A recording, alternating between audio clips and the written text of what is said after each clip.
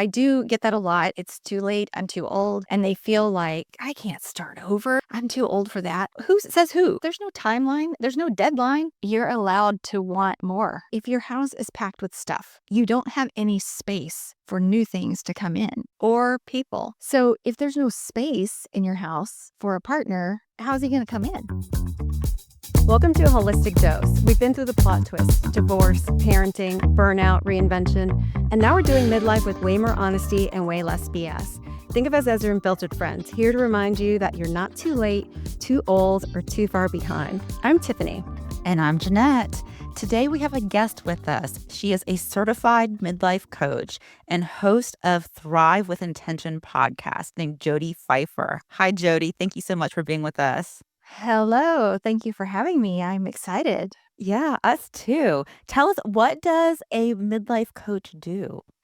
Yeah, great question. I think a lot of people have no clue what a coach actually does. But I'm so intrigued. Yeah. So in its simplest form, a coach helps you to think on purpose in a way that will help you identify kind of negative thought to reaction or result or experience loops that we end up getting into.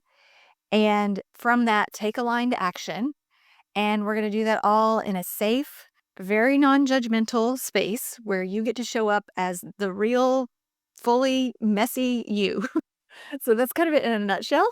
How is it different than therapy? Yeah, that's a huge question. Very common question. It is different from therapy because therapy, and let me just say, I love therapy, huge fan. I've had a lot of therapy in my life dealing with like childhood trauma stuff, and therapists are amazing and they help us to process things from our past. It's extremely important. Coaching is different in the fact that it is forward facing, right? So where therapy is like, okay, what happened and how do we process what has happened?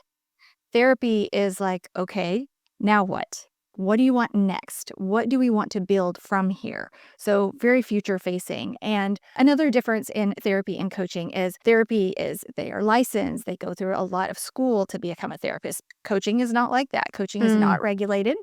So it's a completely unregulated industry. Anybody can call themselves a coach at any moment. You don't have to have training. I do. I'm certified, and I continue to train all the time. And I love that. But certification does not necessarily mean they are a great coach. And not having a certification doesn't automatically mean that they are a terrible coach, right? A lot of it comes from life experience and just how you are relating to people. Yeah. How did you take the path to become a coach, and where was your career before this? Yeah, so I have had a lot of variety in my career path. Um, I have done a lot of different things. And right before I became a coach, I was actually a travel blogger, which sounds Oh, completely unrelated. But I was a travel blogger. I had been travel blogging for about 6 years. And I really enjoyed it. It was a lot of fun. I love to travel. My family and I travel quite a bit. And so it was something I always enjoyed talking about. I did travel planning for people and it was great. And then, there were a lot of changes with Google and algorithms and all this stuff that came up. And it was kind of interesting timing because for me, I was already getting to a point where I felt like it always kind of bugged me that I just really felt like I could be doing more. I could be helping people more deeply. Travel is great. I think it's very enriching. I think it has a important spot in our lives, but at the same time, was I really helping people on the deepest level that I could? And I didn't feel like I was. I felt like I had a lot more in me for that. And so as the Google, changes were coming about, I was also realizing that, my son is getting older. We do a lot of family travel. And that's what my blog was focused on. And it was dawning on me that, oh, we're getting to this point where family travel is not going to be our primary travel anymore. It's going to be me and my husband, or Yep. sometimes me and my girlfriends, or whatever. And so I was kind of, just in this weird place where I was like, all right, well, I'm going to need to change directions, even if I stay with travel blogging, just because of all the changes with Google and all that. I knew I was going to need to go a little different direction. So, and then with all the other life stuff going on, it was kind of like, okay. And I'd always had this tug anyway So yeah, I allowed myself a lot of space, which I think was absolutely crucial, important.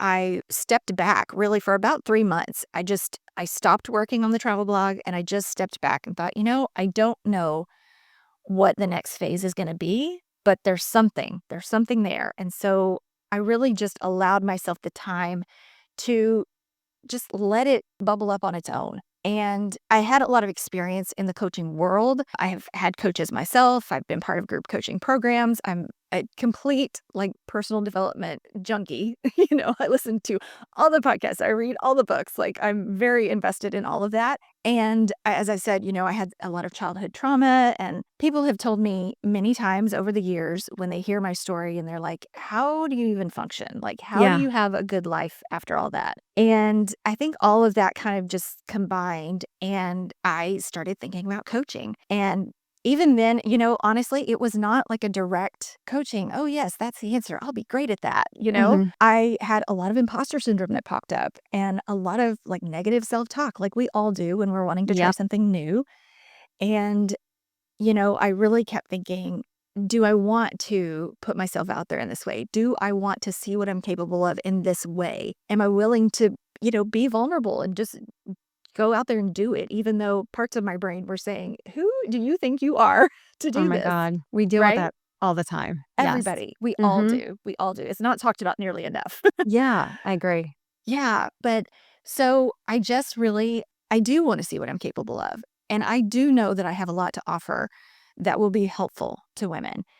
And so I just said, you know what? Scared or not, here we go. We're just going to do it. I'm just going to go all in. And yeah, And why the focus on midlife? yeah, because, I didn't realize this until I got there.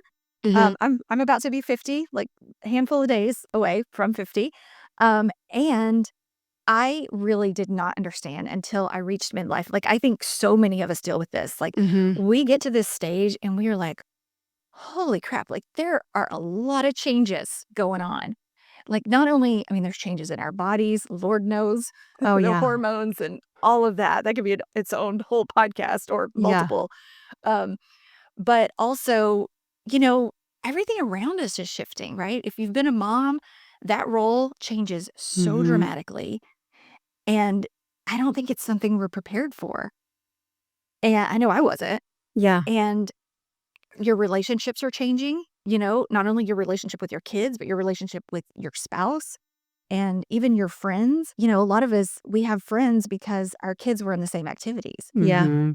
And then when our kids are no longer in those activities, it's kind of like, oh, are we still friends? Do I still even want to be friends with these people? Do they want to be friends with me? What else do we have in common? Where can I find other connections, right? Well, what Jeanette deals with a lot in her practice as being a family law attorney, and I experienced this too, and she did as well. When we went through divorce, all of a sudden, it's not even that. It's like your whole relationships systems are kind of changed entirely, and you're like, okay, now what? Exactly. Yeah. It's Mm-hmm. that lots of now what comes up Mm-hmm. for my clients. That's a Yeah. common phrase.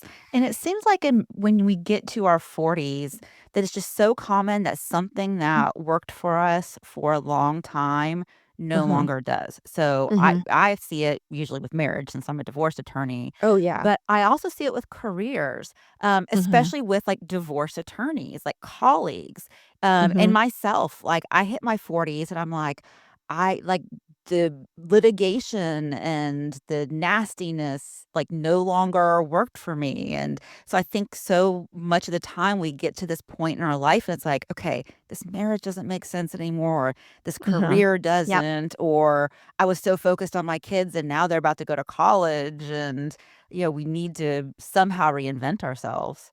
Yeah, Mm-hmm. absolutely. And that's one of the things I work on so much with clients because there is so much identity work to do there, right? In all those situations. The shifting mom role is huge, right? Or even I have friends who are middle-aged like me and they don't even have kids.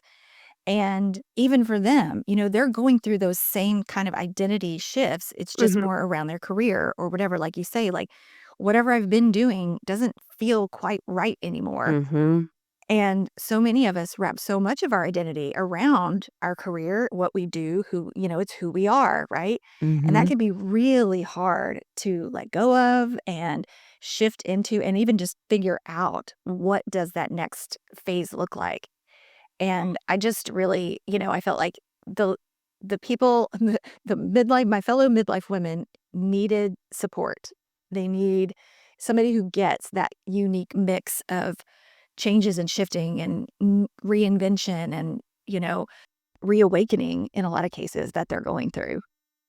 Yeah. Yeah. So tell us, what does it look like to work with you as a coach? Yeah. So I offer mostly right now, I have one package, just one. I wanted to keep it really simple. There's a lot of coaches out there who have a lot of different ways to work with them. And I was like, I just want it real simple. I want it simple for me. I want it simple for my people. So you can work with me one on one. And I have a coaching package for that. And it's a 12-week program. So everybody starts out with 12 weeks. And through that 12 weeks, they get a live session with me 9 times. So we have 9 different live sessions, and those are usually an hour long. They can be a little shorter, a little longer, but typically they're an hour. And the reason that I've chosen the 12 weeks is because there's so much work to do. We start off by really like identifying how to even start observing the thoughts that you're having. We start off by teaching, why that's important and how those thoughts are actually what's controlling so much of everything else in your life, from the way you're feeling to then the actions you take to then what is that experience going to be like for you? What kind of results are you getting? And it's something that we have never been taught. When we were young and, going through school or whatever, like you're taught math and you're taught that health is important in health class and, PE and whatever. But nobody really ever teaches us that we don't have to just be at the mercy of these thoughts that are pinging around Yeah. in our head all the time, right? We actually have a lot of control, but we don't even know that. So Mm-hmm. there's a lot of teaching that goes into that and a lot of just building that awareness and figuring out, how do I even pay attention to this? How do I even know what I'm thinking? Mm-hmm. And observing it, and then figuring out, okay, how do I plant the thoughts that I want? How do I shift those negative thoughts that aren't serving me into something more positive? And then from there we start to, we practice it. And then we start looking at, okay, what kind of actions are we going to take now from that? And we do a lot of identity work. We do a lot of working to figure out what it is that you actually do want in this next phase. Almost every single client that I work with in this stage of life, they know they want something new. They want something a little different. They want something a little more. And they have a really hard time nailing down what that is and defining it. Is that And where they tend to come to you first? It's just like, they're like, I want to change. I'm not really sure where. And Mhm. Yeah. you just go from there. Mm-hmm. Yeah. I have some clients, of course, that come to me when they're in the middle of some big life transition, like, Uh-huh. they're going through divorce or big career changes or something, Yeah. and they're feeling a little lost in that. Yeah. But the majority, it's much quieter, right? It's just Yeah. like, there's something Yeah. a little off. And, we deal with so much guilt too, Mm-hmm. as women, especially if they're successful women or wealthy Yes. women. Mm-hmm. Yes. Yeah. Yeah. What are some of the areas that stand out for you in those Yeah. spaces? Well, so, it's so interesting because we're conditioned. I mean, we all know, right? We've grown up being taught to be good, and you don't want to be greedy, and you should be grateful for everything you have and all of those things. And that's all true, right? Mm-hmm. Yeah, we want to be grateful. Gratitude is hugely important. But somewhere along the way, we were taught that, like, if you're grateful for what you have, you can't want more or More. different or additional, right? Yeah. And that's just crazy. So that's what I think, especially women who have what looks like a beautiful life on paper, right? Their Instagram is on point, right? They Which look is usually amazing. the most fake example, anyhow. Absolutely, right? Mhm. Yeah, and I mean, I think we kind of know that, but it doesn't change. Uh-huh. It's, we Mm-hmm. still see it and we have a perception of it in our heads, thinking, oh, they've Mhm. got it all together, right? Right. Well, nobody has it all together. Mhm. Nobody. Right. And, we feel like because we have so much more than other people, there's so many people who have it worse off than me, Mhm. that how dare I, right? How Yeah. dare you want more? You want more money? Really? You don't have enough? Like, you want more vacations? You don't have enough? Well, You do you know, you feel don't like want more time? right. Do you feel All like of that it. has a lot to do with our generation too, though? Like growing up for myself, anytime I would explain to like my parents that like, oh, I was going after a promotion or I wanted more money to your point, or I wanted more this, this, and this. And they're like, oh, well, you've made more than I've ever made. And I'm Mhm. like, and like I'm trying to reschool and retrain myself to how I want to teach my daughter and lay that foundation that you should Yes. go after more and not be thinking in the, but that held me back for so long, Yeah. honestly. Yeah, it does a lot of people. It does a lot of people. And it does show up as guilt. Like, as soon as you start thinking, I want to do something different, or it's all of those guilt. Like, Mhm. just be grateful for what you have. Can't you just be satisfied, right? Right. But you can be both. You can Or be you wasted all this insanely money grateful. on this college degree or, Yeah. and the list goes on and on. Yeah, for sure. Yeah. Well, and I mean, listen, I always like to tell people, like, I'm not preaching to you from the mountaintop. Okay. I'm down in Mhm. the mud right there with you. I struggle with the exact same stuff. We all do. And I think that's important to normalize it, like, nobody is perfect. Nobody has it all together all the time. We're all working through this. But it is interesting how, if you're really grateful for what you have and you go after more, that's where you grow, right? Mhm. And Mhm. Yeah. different things. I mean, look, my career path is all over the place if you look at it, but it's really not. It doesn't feel that way to me, but it does look like that on paper, right? I was a Right. travel blogger, and I've been a fitness instructor, and I was a financial advisor, right? Like, all these different things that seem unrelated. And I have a finance degree, and now I'm a life coach. Like, Yeah. are you really using that degree? Well, not directly, maybe. Like, Right. I'm not telling people what to do with their retirement accounts anymore, but everything we do, we learn from, right? We grow in a different way.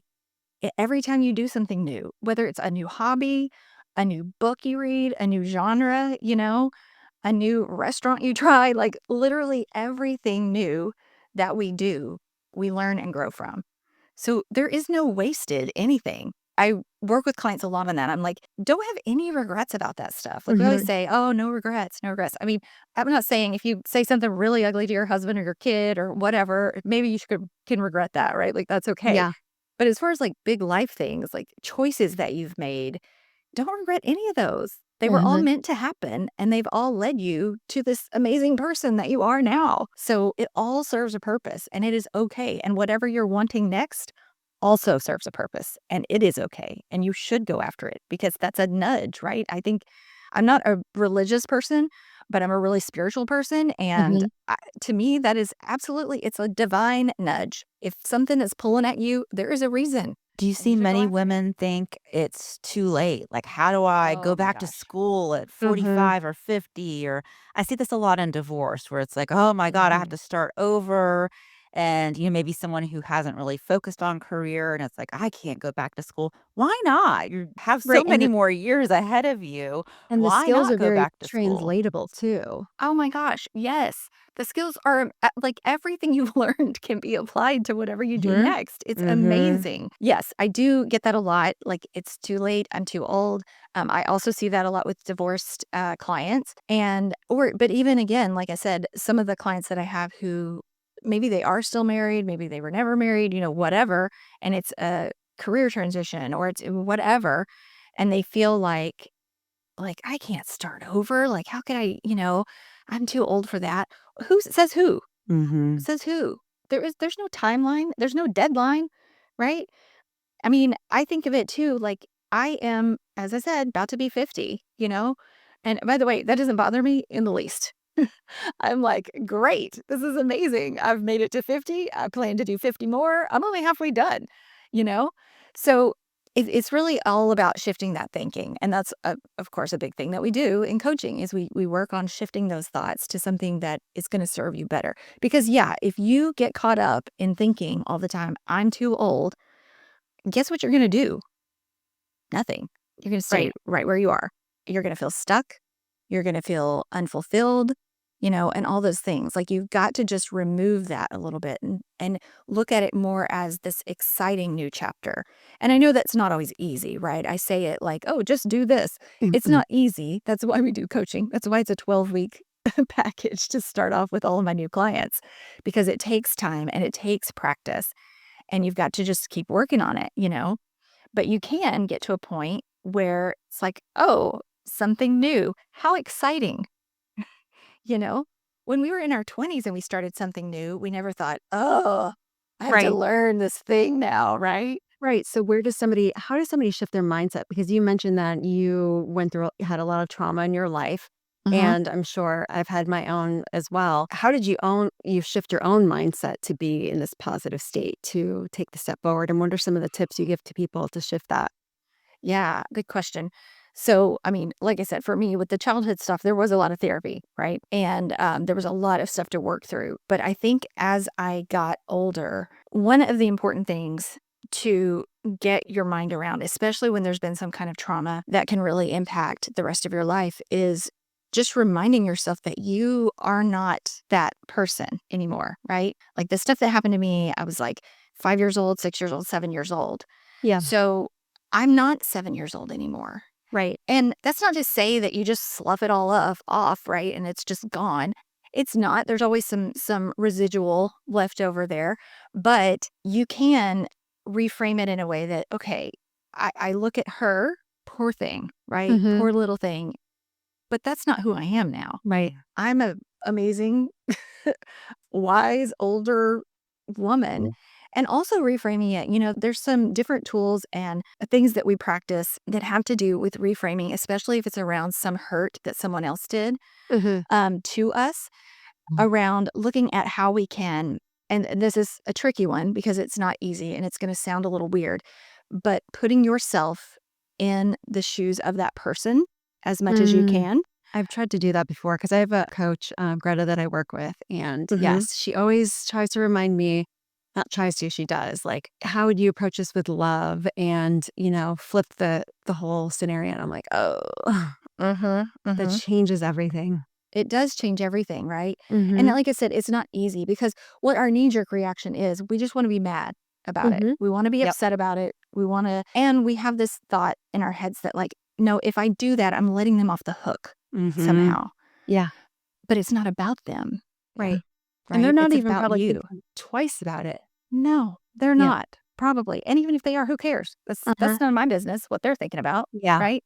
I'm trying to protect my peace and I'm trying to live my best life and go forward in the best way I can. So I'm not going to worry about what they're doing or thinking or feeling or any of that, right? And I'm going to approach this in a way that brings me to the point that I need to be at to go forward and do the things I want to do in the way I want to do them. So if that means that I'm going to just kind of humble myself a little bit, put myself in their situation. And again, it doesn't mean you have to forgive everything they've ever done. It doesn't mean you're condoning it, but if you can put yourself in their position and really think about it. So I'll give you my own example. So for me, it was all stuff from my dad, my biological father. Now Mhm. he is gone now. He actually committed suicide when I was 7, Wow. um, after doing a lot of horrible things before that. So for me though, especially, and time heals a lot of wounds, we know too. Hmm. There's a lot of perspective and wisdom that comes with that. And as I got older, he was only 27 years old when he committed suicide. Wow. 27, right? Now, as a 50-year-old woman Hmm. looking at that, that has a whole different perspective, Mm-hmm. doesn't it? That's Yeah. a baby. Yeah. Yeah. He was a baby. It's kind of crazy when you think about that. Yeah. And yes, he did some bad stuff. He made some terrible decisions, but he also was not raised well, right? He Hmm. suffered a lot of trauma and tragedy and things in his own life before that. And again, doesn't make it okay. It doesn't Hmm. mean, hey, all right, you're good. No problem, right? It's not like that. But it does, if I can think about that and really think through it, it gives you a whole different perspective to go, wow, he was really messed up. Poor thing. Poor thing. He went through a lot. And it was bad enough that he felt like he needed to take his own life. That's pretty bad, you know? And that it really does help a lot. And another thing, this is an activity we go through with, that I go through with my clients as well. And again, at first you want to resist it because you just want to be mad. But if you can do this, it will help release you from some of that stuff that's holding you back. And that is to make a gratitude list about that person or Hmm. that situation. Oh, Yeah. I've So never done that before. Maybe that's something I try should it. explore. You should try it. You should Yeah, try it. talk me through that. Like, what does that look like? hmm I mean, you literally just have some space for yourself. Find a Mm-hmm. time when you're by yourself and there's no time limit. You could just get out a piece of paper or pull out your laptop, whatever it is, however you want to do it, and literally just write down everything that you can think of that you are grateful for in this person, in this situation. And, I can think of things like with my dad, right? Mm-hmm. He was really good at building things, Mm, which is just interesting. yeah. It's something that's not negative, right? Right. And I can be Right. grateful for that because I have memories of him building. He took a skateboard and he made an electric skateboard. And it had like this Oh, little wow. motor on it. And it Uh-huh. had a little thing that came around and a button where you would, push the button and it would go. And I remember playing on that as a kid. And it And it's taught you to be curious and right. mm-hmm. Yeah. And there are things that I still have, even though there's a lot of negative with him. Like he built the shelf that's behind me, Oh, wow. right?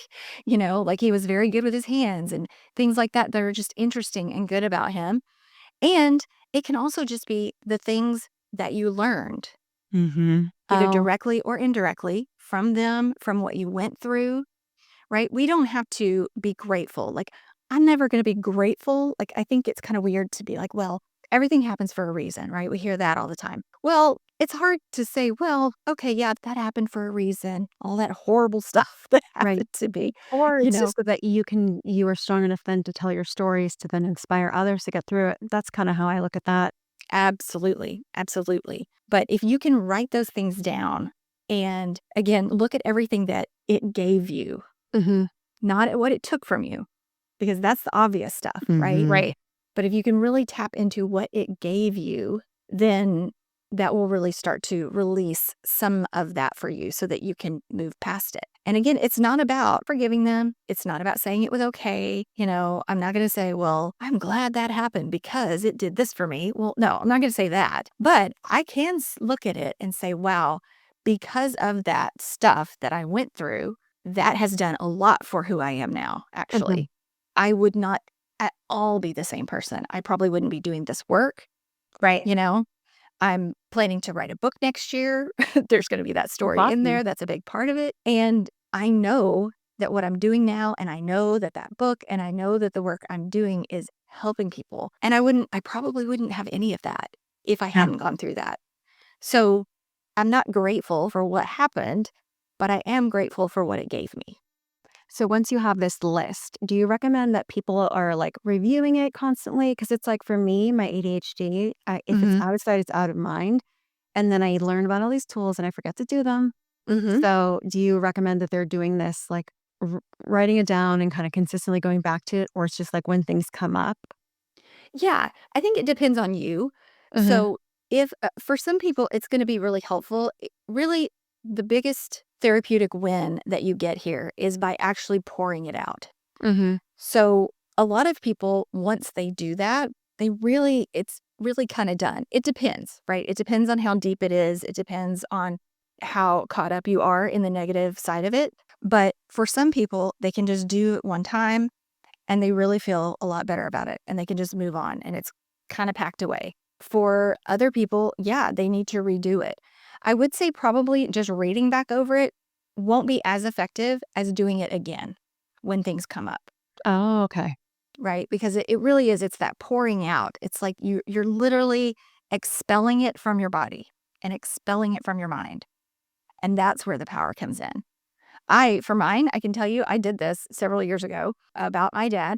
And when I did it, when I was done, I really did feel so much just lighter about it all. And I felt like, okay, this was very therapeutic. I feel really good about it. And I burned it. And that felt therapeutic. And it's kind of woo woo, right? But I was like, I'm burning it. I'm like really releasing it was the point behind it. So there's all kind of like little symbolic things you can tie in there too. But yeah, probably revisiting it. If it still continues to bubble up, Yeah. try it again, right? Try it again. Do you see that people are holding on to, because I know that, we hold on to issues with people and, where do we go in our career? Something that's pretty big for me, and I'm bringing back some organizers to my house tomorrow, is holding on to stuff. And it definitely comes from, my mom kind of grew up this way, like holding on Hmm. to things. Mine too.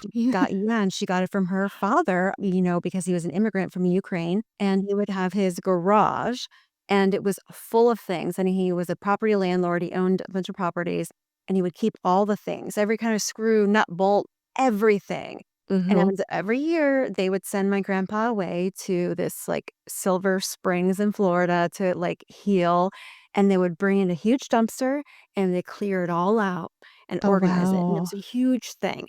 And it Uh-huh. wasn't in the house, but it was definitely in the garage. Now, for me, I live in a condo, so Hmm. don't have that much space. But growing up, it was like things are everywhere. And I had this deep desire. I hired these organizers a couple months ago. We did the first winter clear out.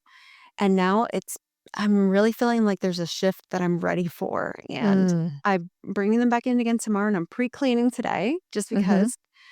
And they're like, well, let us know what you need help with. Let's do a FaceTime. And I said, honestly, I just need you guys here for emotional support, if I'm being honest. Hmm. And somebody to hold me accountable, because when I see things around me, I get so overwhelmed and I shut down and I just want to go crawl into bed and take a nap. And Hmm.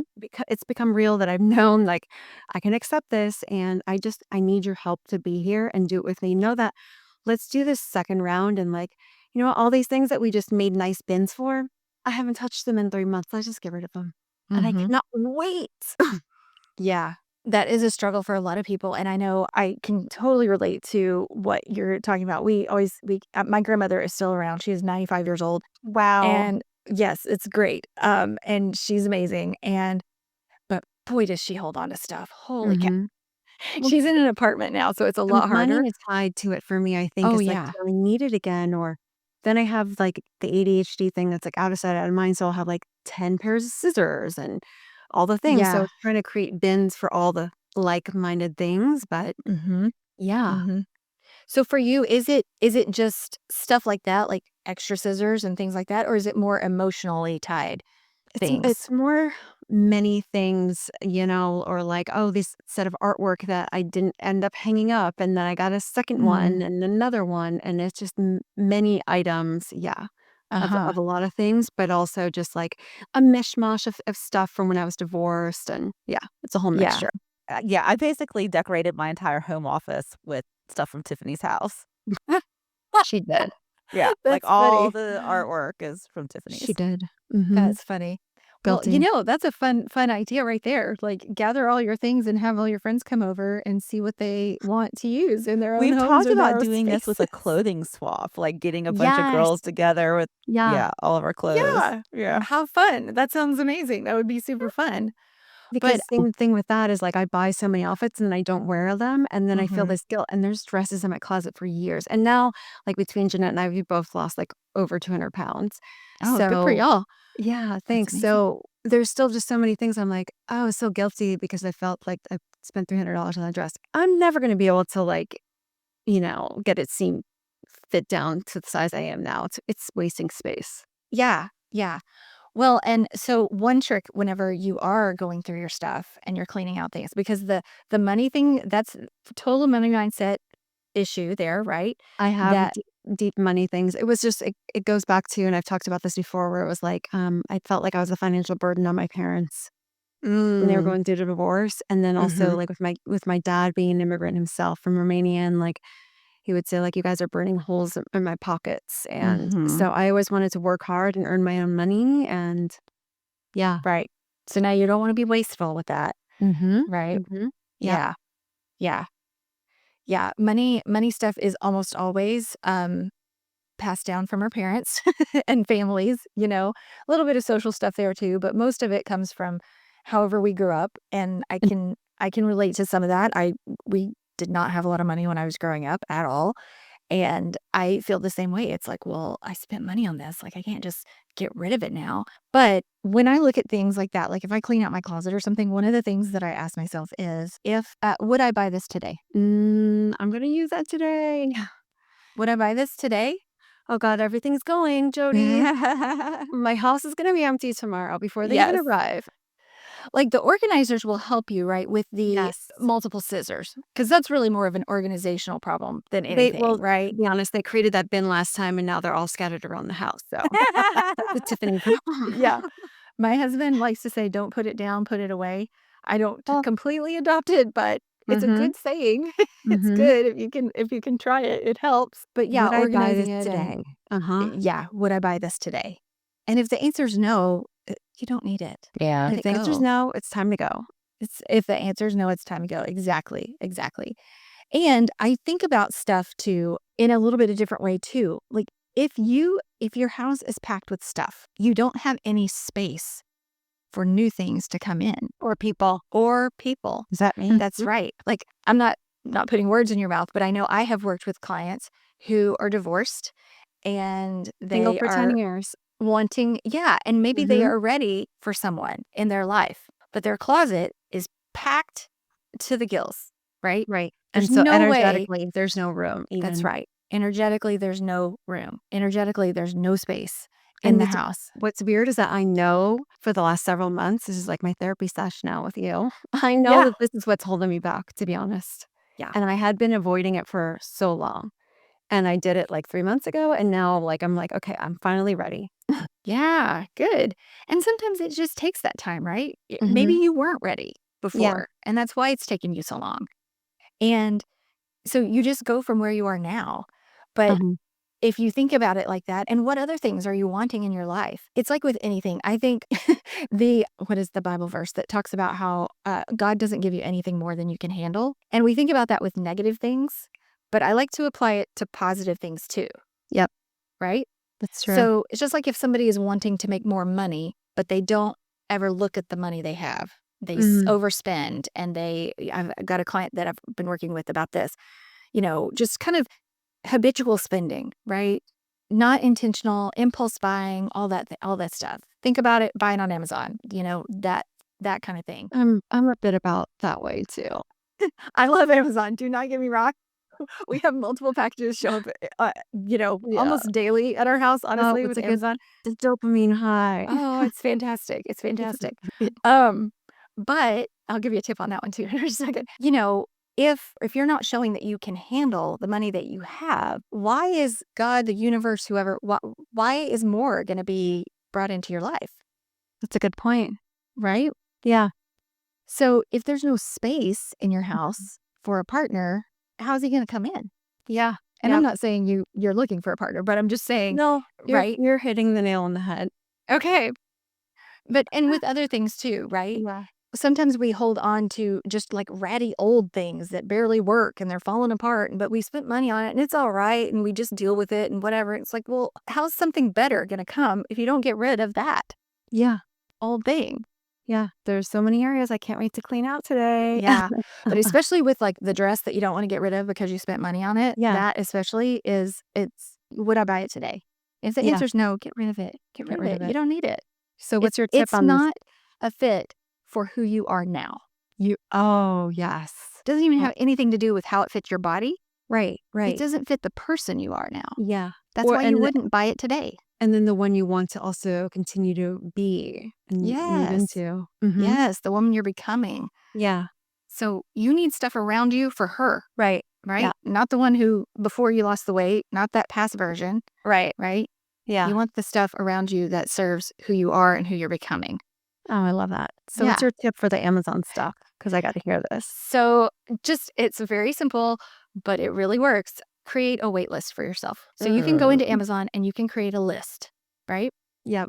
So That my almost client, sounds like layaway. yeah, If yeah, people it is even kind of like know layaway. layaway. Oh my God. Yeah, do they even have layaway anymore? I have no I don't idea. think so. I don't think But so. you know either. what they launched is basically like Klarna and Afterpay that you pay over time. Yes, Yeah. right. That's right. That's But so you funny. still get the items right away. Oh, Right. really? Mm-hmm. Yeah. Mhm.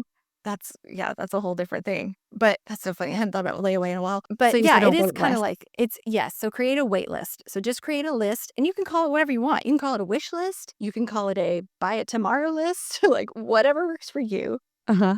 And unless it's something that you like legitimately need right now and you only buy it on Amazon, like we buy our dog food on Amazon. Well, my dog needs food. So if I run out of dog food, I'm going to let myself just do the buy now, right? Right.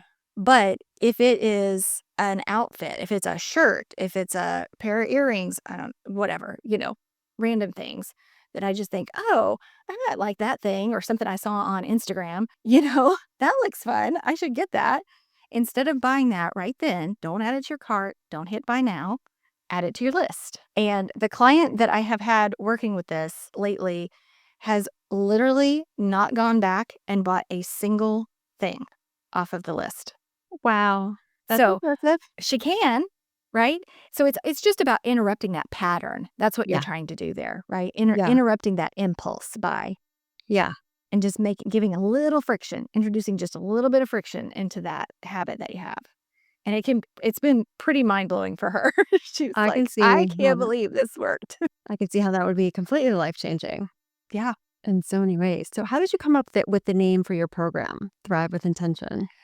Yeah. I think because when I was thinking about doing it, I wanted it to convey that we are not done and that we can thrive in the second half of our life, Mhm. right? It is not over. This is not like the sunset period. Like, Right. like I said, like I'm just getting started. I'm not going to Yeah. just sail through from here on out, right? And with intention, because I think that unless you're intentional about how you think and unless you're intentional about the actions you take and the boundaries you set and the things you put on your calendar and the way you clean out your closet, right? Yeah. Unless you're intentional and thoughtful about that, you're probably not going to thrive, at least not in the way that you want to. Mhm. So, yeah, that's where it came from. I love that. So tell us, where can people find you and listen to you? Because I know you have your podcast. So let everybody know where they can connect with you. Yeah, I do have my podcast. So that is Thrive with Intention. It's on YouTube or anywhere you listen to podcasts. And probably my home base, the best place to find anything about me is on my website, which is just thrivewithintention.com. And over there, you can find the podcast. You can also find information about my coaching, the one-on-one package. I actually have a brand new group coaching experience that is coming. I'm actually launching it on Oh, December 15th. I'm so excited. It's going to be amazing. I think that's amazing to kick off before even the new year starts, right? Because so many Yeah. people say like, oh, in January, but why not now?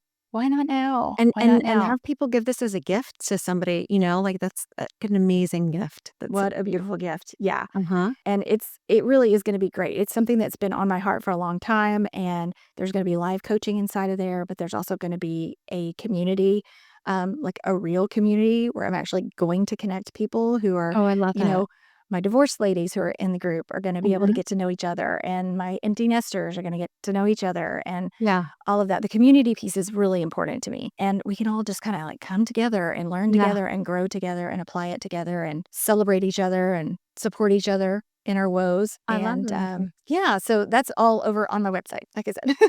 Awesome. And we're going to add this all to the show notes as well. But before we close out, so I'd love to know two things. So, what's the one belief that you'd love for every woman in midlife to let go of? Oh man, that is so hard. Let me boil that down to one belief. Okay. You're allowed to want more. Yeah. What about one thing that you'd love for them to adopt? I just want them to own their own power, you know? Yeah. Like, you have so much experience. You have so much wisdom. Own it. Yeah. And stop S playing small. That's a big one for Stop me. playing small. That's right. Mhm. Because we do get in this age and we start to feel a little old, right? Mhm. Especially if we're working with younger people or we're whatever, right? In society or in the world, or we're looking on Facebook or Instagram, like we can feel a little old and dated and Yeah. invisible, right? I had a client tell me people my age are invisible. Women my Oh, age are invisible. Heartbreaking. yeah, that is. Heartbreaking statement, right? Yeah. And the truth is, like, you are like amazing. Really think about all of the Yeah. things that you have done and all of the things you've gone through and survived and the Right. work experience and everything you've learned all along the way. Like, girl, you got it all. You Yeah. got it. Own Yeah. that. Own that. Definitely. Oh, I love that. Well, Jody, thank you so much for bringing so much warmth and clarity to us today. And we're so excited for our listeners to be able to learn from you and connect with you on a deeper level. This Yeah, has been thank awesome. you. Yeah. I have enjoyed it. I have enjoyed it. Happy to talk about this anytime. And Yeah. yeah, I love it. Great. So thanks so much, everybody, for listening to us. And make sure you subscribe on Apple Podcasts, Spotify, or wherever you listen to podcasts. And follow us on social media at A Holistic Dose on Instagram, TikTok, and YouTube. And visit our website at aholisticdose.com. And thanks again for hanging out with us this week. We'll be back next week with more unfiltered friend talk right here on A Holistic Dose. Bye.